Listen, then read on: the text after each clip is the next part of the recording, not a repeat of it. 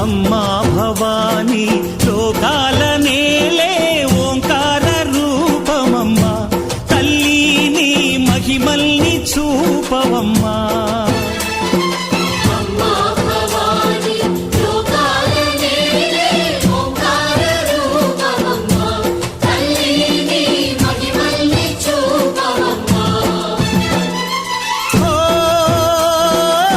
సృష్టికే దీపమా, శక్తికే మూలమా, సింహరథమే నీదమ్మా. అమ్మ దుర్గమ్మ భక్తులను దీవించుమా.